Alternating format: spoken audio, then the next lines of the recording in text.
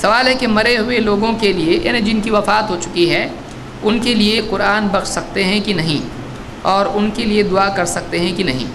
دیکھیے، جہاں تک کہ قرآن پڑھ کے اس کا ثواب میت کو پہنچانے کا معاملہ ہے، علماء میں اس میں اختلاف ہے۔ بعض علماء اس کے قائل ہیں کہ ان کو ثواب پہنچا سکتے ہیں قرآن پڑھ کر، اور بعض علماء کہتے ہیں کہ نہیں پہنچا سکتے ہیں۔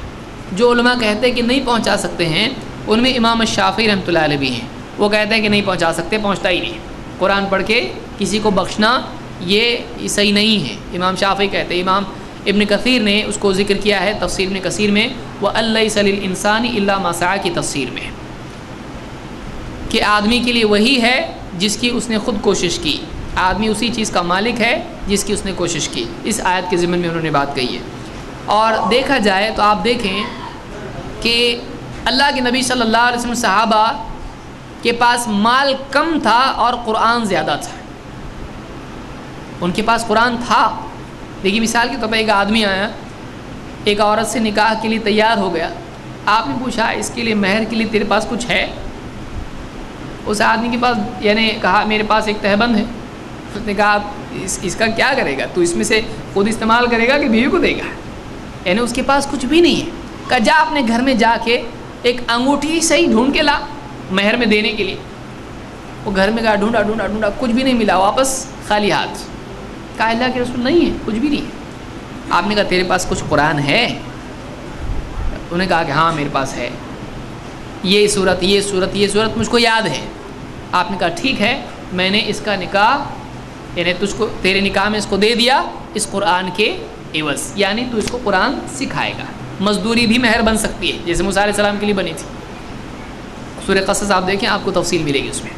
تو میں یہ کام کروں گا، یہ بھی مہر بن سکتا ہے۔ آدمی کی ایکٹیویٹی بھی مال ہوتی ہے، اسی لیے کسب اللہ نے اس کو کہا ہے۔ تو وہ صحابی ہیں، ان کے پاس مال نہیں ہے، ان کے پاس قرآن ہے۔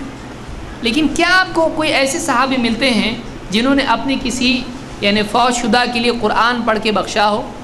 یا خود اللہ کے نبی صلی اللہ علیہ وسلم جو سب سے اچھا قرآن پڑھتے تھے، کیا آپ نے حضرت خدیجہ کو یا حضرت حمزہ کو یا کسی اور صحابی کو قرآن پڑھ کے ایک سورہ ہی کیوں نہیں، نبی کی ایک سورت ایک آیت نبی پڑھ لے، زمین آسمان سے بھاری ہے وہ، کیا آپ نے محبت میں ایسا کیا کہ ایک آیت پڑھ کے کسی کو بخش دی؟ آپ نے کبھی بھی ایسا نہیں کیا۔ کیوں نہیں کیا؟